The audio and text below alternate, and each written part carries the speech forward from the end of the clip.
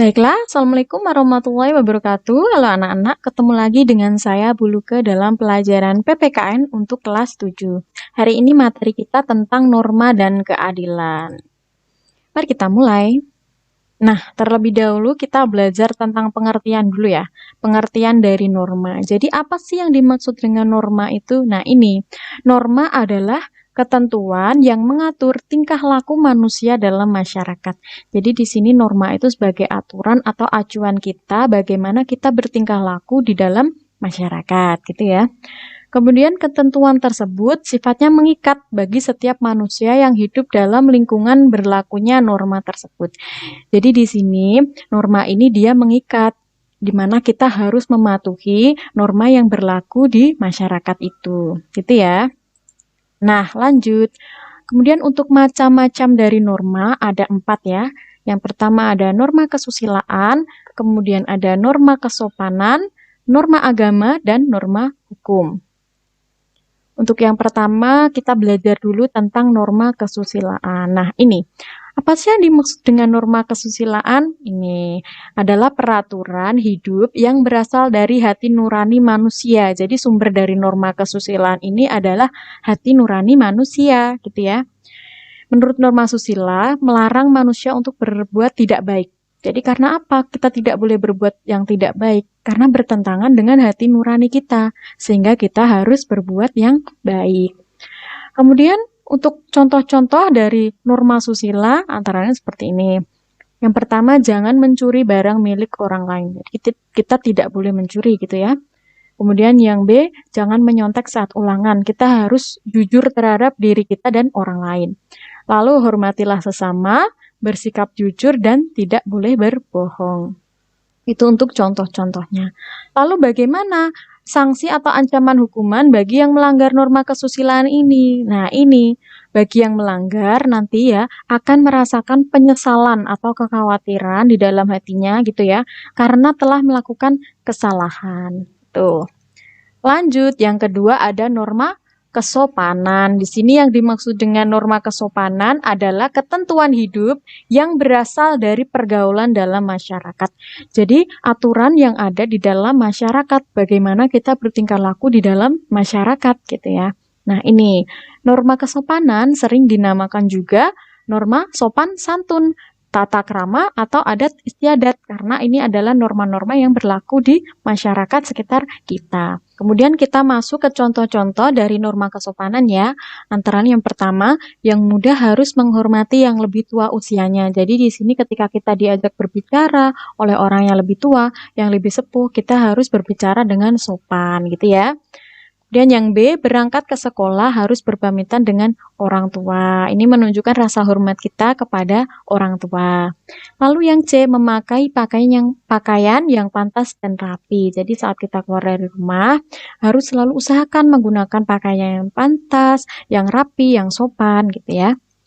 Kemudian masuk ke sanksi atau hukuman yang diperoleh gitu ya apabila kita melanggar norma kesopanan. Nah ini akan menimbulkan celaan dari orang lain, dijauhi dari pergaulan. Nah ini sehingga menimbulkan rasa malu, rasa seperti dikucilkan, dihina. Ya ini dirasakan sebagai penderitaan batin gitu ya. Lanjut. Selanjutnya ada norma ketiga adalah norma agama. Jadi di sini yang dimaksud norma agama adalah ketentuan hidup yang berasal dari Tuhan Yang Maha Esa, berisi larangan, perintah, atau ajaran gitu ya. Nah, norma ini berasal dari wahyu Tuhan yang merupakan fundamental dari norma yang lain. Jadi kayak norma susila, norma kesopanan, norma hukum, ini semua bermuara dari norma agama gitu ya. Lanjut, untuk contoh-contoh dari norma agama, pertama, kita tidak boleh membunuh. Jadi, itu adalah pelanggaran terhadap norma agama sekaligus norma hukum. Lalu tidak boleh mengambil harta orang lain, tidak boleh berbuat asusila, lalu harus menghormati bapak dan ibu kita, gitu ya. Lalu apa sanksinya jika kita melanggar norma agama ini? Nah, untuk sanksi pelanggarannya dari norma agama ini kita akan mendapatkan dosa, gitu ya. Lanjut. Terakhir ada norma hukum. Nah, ini yang dimaksud dengan norma hukum adalah ketentuan yang dibuat oleh pejabat yang berwenang untuk mempunyai Sifat memaksa melindungi kepentingan manusia dalam pergaulan hidup di masyarakat, mengatur tata tertib kehidupan bermasyarakat. Jadi, norma hukum ini dibuat oleh pejabat yang berwenang, fungsinya untuk mengatur pergaulan hidup di masyarakat serta tata tertib dalam kehidupan bermasyarakat gitu ya. Untuk contoh pelanggarannya, nah ini misalkan pelanggaran terhadap pasal 362 KUHP tentang pencurian. Jadi kalau ada orang yang mencuri itu nanti akan mendapatkan pidana penjara paling lama 5 tahun atau denda paling banyak 60 juta rupiah gitu ya. Lanjut, yang kedua ada pelanggaran terhadap pasal 2 ayat 1 Undang-Undang 31 tahun 99, ya ini tentang tipikor atau tindak pidana korupsi. Nah ini bagi yang melakukan tindak pidana korupsi akan mendapatkan pidana berupa penjara seumur hidup atau bisa juga penjara paling singkat 4 tahun dan paling lama 20 tahun dengan denda paling sedikit 200 juta dan paling banyak bisa mencapai 1 miliar gitu ya. Nah, jadi kalau untuk norma hukum ini hukumannya itu berbeda, sifatnya sanksinya itu tegas, berarti berbeda dari norma yang lain. Nah, jika kita melanggar bisa mendapatkan sanksi berupa hukuman penjara ataupun denda, gitu ya.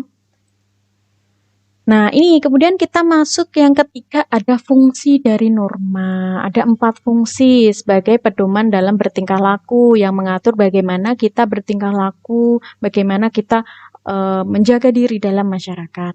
Kemudian kedua, sebagai alat untuk menjaga kerukunan anggota masyarakat agar tidak terjadi pelanggaran atau ketidaktertiban masyarakat, gitu ya. Kemudian ketiga, sistem pengendalian sosial, dan keempat, sebagai alat untuk mewujudkan keadilan. Lanjut, nah ini contoh-contoh perilaku yang sesuai dengan norma dalam kehidupan keluarga.